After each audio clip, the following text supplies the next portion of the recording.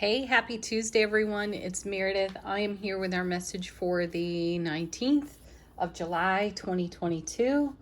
What do we got going on in the cosmos? We're tuning into the energy atmosphere. The past several days, we've taken a look at how the planets are moving and how we can be influenced by the way the planets are moving. And a theme has come out of doing the reading in that style. You know, the tarot cards are identifying some patterns for us.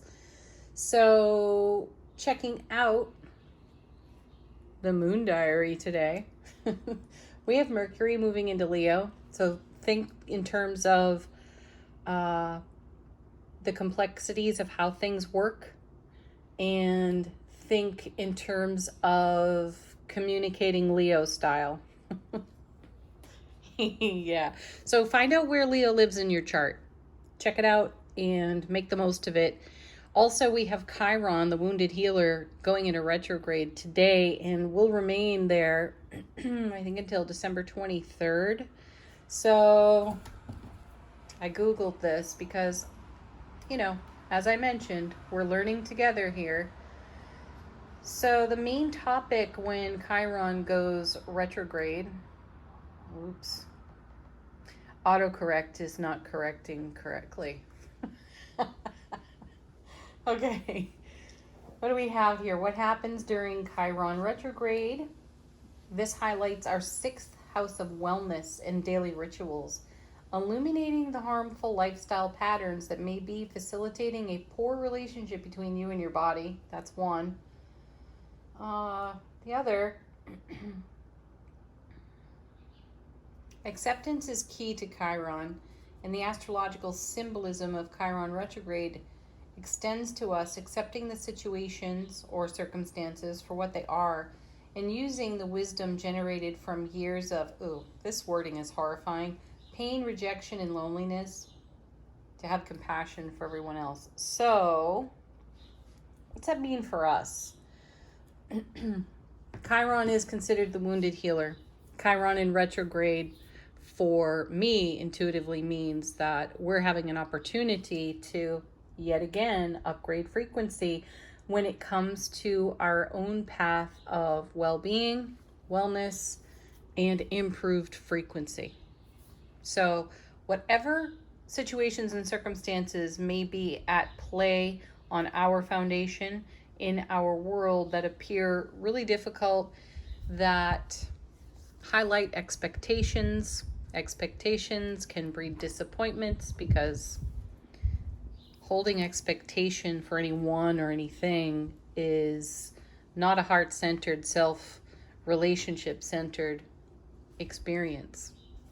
It puts the onus and the idea of one's personal power at the whim and or influence of energies outside the self. So I feel that Chiron retrograde really has us coming back to self. Now, in the past few days, we've seen some really interesting challenge cards show up in the reading or the readings. And my feeling on that is it's all preparation for what's going to surface, what will be revealed to us in this retrograde. Now, Chiron is joining Neptune and Saturn in that retrograde energy as well. So there's a level of freedom and liberation on offer to us that we haven't felt in a while, and we may not recognize it immediately because it's a little bit foreign. It feels foreign. All right, let's get into the cards. What's our first card for the day? We have, look at this, 9 of Cups. The message I'm hearing right away from my guides is that for some of us, we will begin to recognize that blessings have been hiding in plain sight as the retrograde energy lifts some measure of perceived oppression out of our awareness, out of our waking consciousness. So we've had a lot of message lately about chatty ego showing up in the face of gorgeous cards like the 10 of Cups, 9 of Cups, 2 of Cups, Ace of Cups, which we've seen in repeat for many weeks. So we tend to get a case of the other shoe drop-itis when we have all these great and positive messages alongside the messages of, hey, the ego's showing up, pay attention. Give unconditional love to the ego rather than rehashing and becoming the old story. Next set of cards, 3 of them came together. We have the Queen of Swords. Oh, I like this. The Queen of Pentacles. 2 queens facing one another. You know, the Queen of Swords is exceptionally discerning. She is a brilliant strategist. Her reputation in tarot is bitter coldness within her affect or personality. I disagree with this wholeheartedly. I disagree with this because I do feel the Queen of Swords is quite heart-centered. Her gift of discernment, her gift of having a finely tuned laser focus or recognition for BS, I have to appreciate that with her because she'll call herself out and she'll equally call everyone else out while she's doing it. She's the queen who will show up and say, walk your talk. Don't just talk about it, go do it. Had that conversation with someone yesterday. There's trying and then there's doing. So consider that. This queen does it. Now she's facing the Queen of Pentacles, the mother of the material, and I feel they're in collaboration. They're having a conversation with one another about the discernment of what's being created, what's being made material here out of the 9 of Cups. The Queen of Swords is saying, let's engage our brilliant clarity and our everlasting strength. She's holding the Ace of Swords. Let's identify whatever the BS story is out of the ego, and let's be in recognition for where we're investing our energy. What's the third card that comes with these 2? Look at that. There it is again, the 3 of Swords showing up. Right? Like an invasive species in the garden. Okay, so pain, loss, and sorrow of the past rears its head yet again, though it's showing up with 2 really powerful queens. What are they going to do with this? How are they going to make the most of the 9 of Cups, which is the Ace of Cups to the power of 9, in the face of pain, loss, and sorrow of the past? So here again, let's come back to the recent readings in recent days and how many cards like this have shown up, how many times this card has shown up itself. So we're being encouraged in this gorgeous retrograde energy to let go, to truly let go of fear, of disappointment, of expectation, of the old story, the old familiar story. I watched a YouTube video recently and the focus was on a gent named Neville Goddard. Check him out. There's a lot to cover there, so do that investigation for yourself.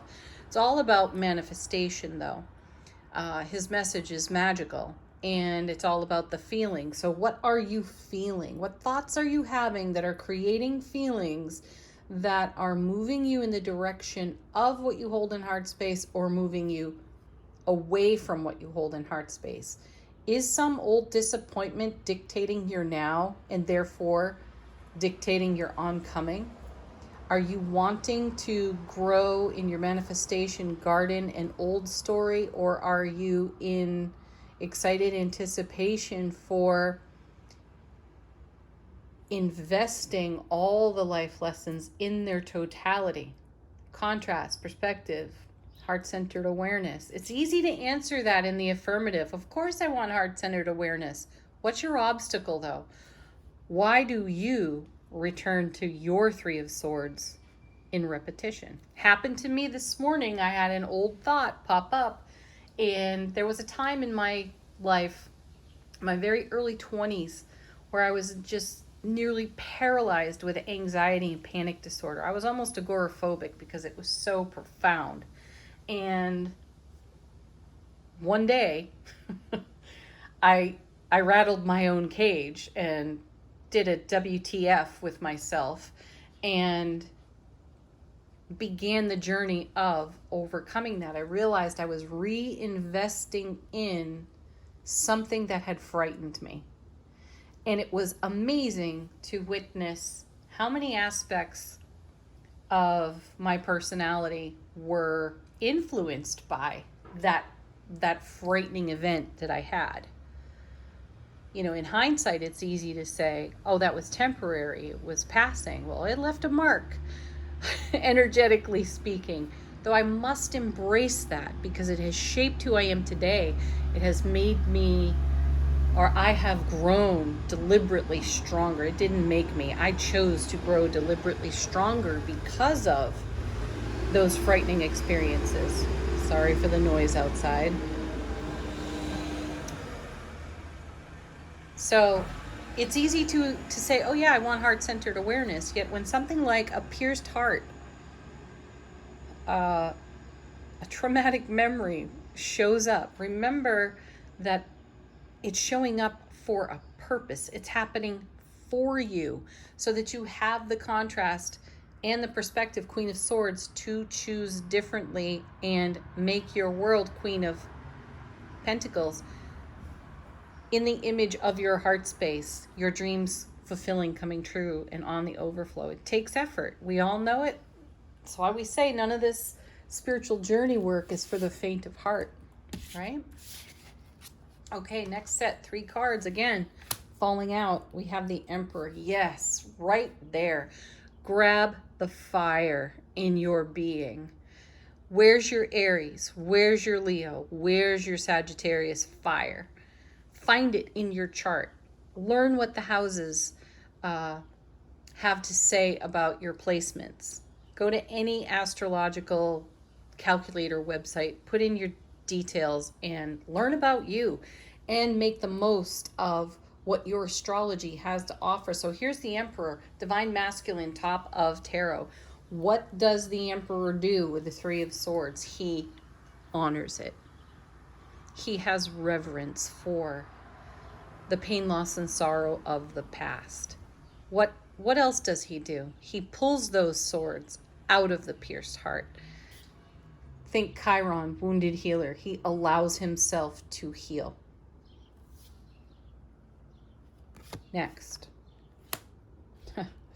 Gorgeous energy right there. You have a harvest on the vine that is ripening. There is abundance on offer. And here again is a card of investment.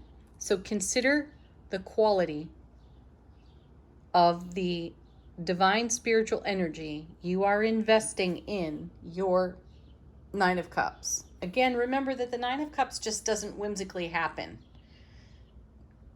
It feels whimsical when it's happening because it's one of those, oh wow, oh my gosh, I have been in manifestation for blah, blah, blah, and here it is. Woo! This 9 of Cups likely took years to come to maturity. And we see the process of maturity and harvest on this vine. So this is a message too, that you can't rush creating heaven on earth. There is a process. And part of that process means embracing your 3 of Swords with reverence and with honor, and gaining the perspective of your level of appreciation and gratitude because of the experiences you've had. Now coming with these 2, look at that, Hanged Man. Yeah, pause in the action, pause for enlightenment, and certainly pause for the enlightenment of your 3 of Swords. Engage your divine feminine queens here, along with your divine masculine Emperor. Show up like the master that you are, and be enlightened by your own journey. Where is this all going?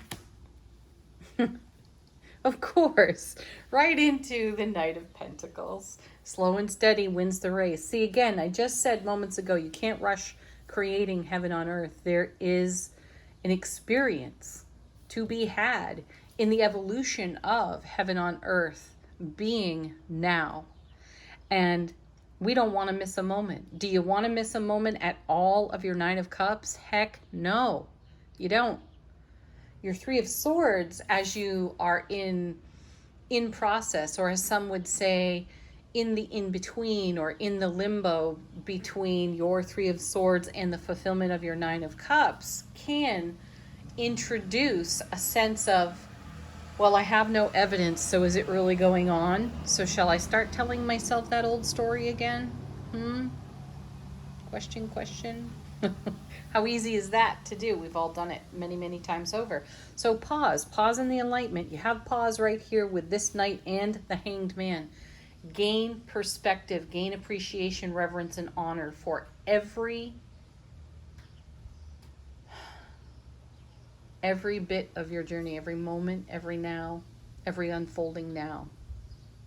Okay, what's next? Bottom of the deck. What's going on behind the scenes? How is the universe supporting us? First card, Judgment. We've seen this one recently as well. Archangel Gabriel, the clarion call of this angel. Resurrection. So consider resurrection. We talk about the Judgment card in terms of having another chance, having another go at something, and resurrecting experiences, elements, memories of our past, and kind of getting a do-over. Many people connect this card to Three of Swords, Nine of Swords, Eight of Swords, Tower type cards, like, oh, I get a redo on something that felt less than favorable. How about a clarion call to what is favorable, to what is on overflow? How about resurrecting every good thing? How about walking in that memory field? How about pausing in the action to have appreciation, gratitude, and reverence, honor even for every good thing? And think about how that is multiplied. Think about how many times we've multiplied the energy of pain, loss, and sorrow by running it over and over and over in a vulture thought in our minds, and we end up hurting emotionally. How about celebrating emotionally? Get that perspective. Next. 5 of Wands. This is really doing battle with the self. It's a destabilization. Fives in tarot are unstable, and it's an inner debate that we have. If you find yourself debating between your soulful presence and your ego, just stop. Stop right there and know that soulful presence, unconditional love, this is the answer. Next. Yes, tap in, tune into the spirit of generosity, reciprocity. The universe is poised at all times to bless. 9 of Cups. Where does this lead? Yes, to stability. I love to see this happen. So we have the 4 and the 5 of Wands.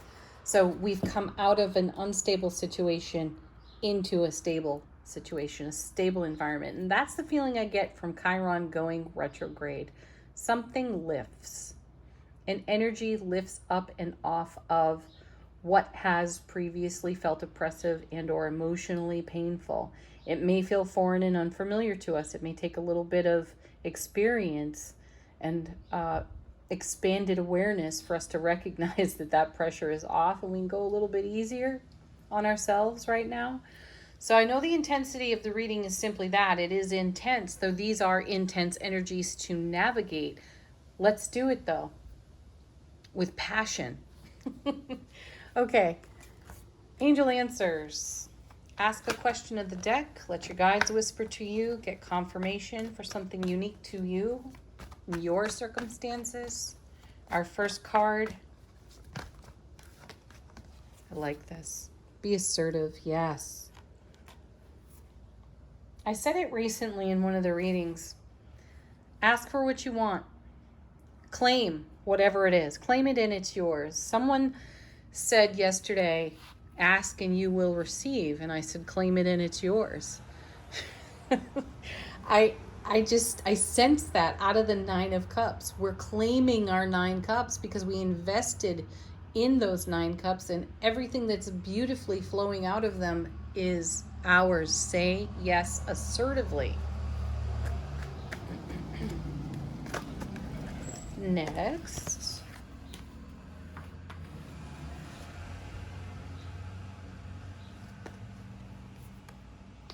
We have 2 cards coming out. Unlikely and not the right time.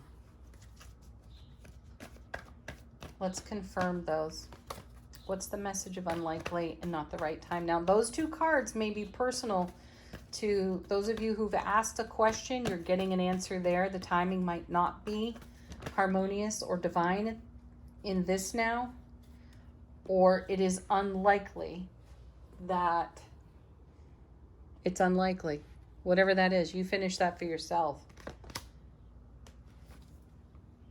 Compromise. There's the card too.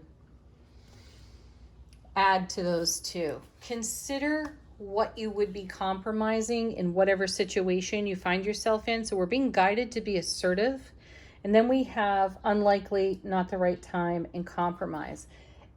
If something feels tenuous, let's move back to the Hanged Man and the Knight of Pentacles. It may be wise to pause to see what kind of compromise we may consider, what kind of compromise we would accept. And if this is an uncompromising situation, then assertively take no action on it until it feels right. Okay, next.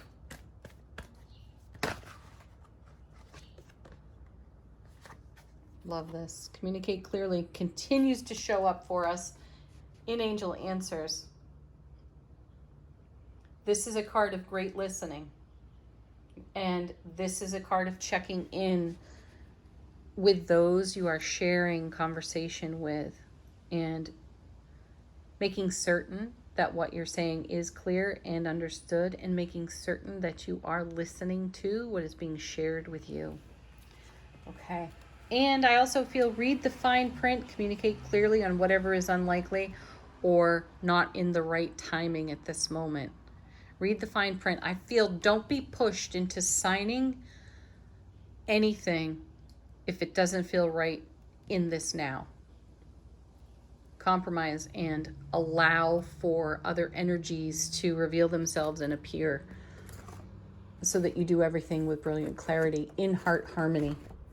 Okay, next. What do we have next? We have the Mermaid Oracle, and 3 cards fell out of this one too in the shuffle. So this is our soulful presence speaking with us. What is it sharing? We have recognition. Waiting. Ooh, yuck. Blessings. Okay, so the reason I say yuck to the word waiting is that waiting is another one of those words like trying. So I shift waiting to allowing. It's an upgrade in frequency for me on the energy of the word, keeping in mind that the words we choose are spells we speak.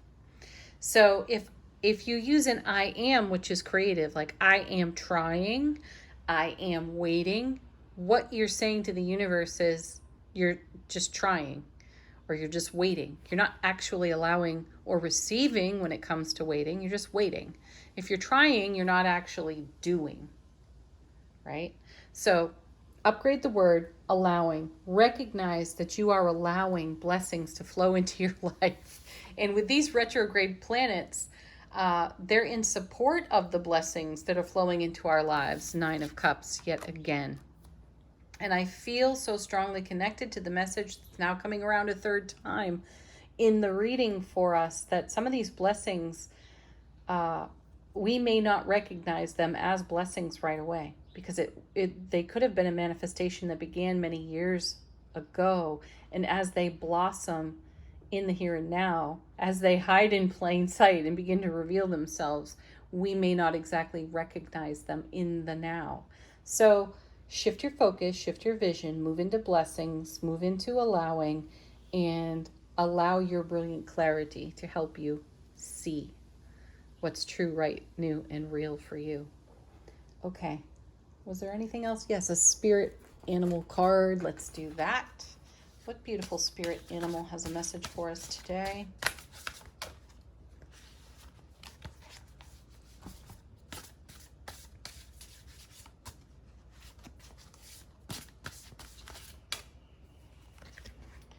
We have polar bear.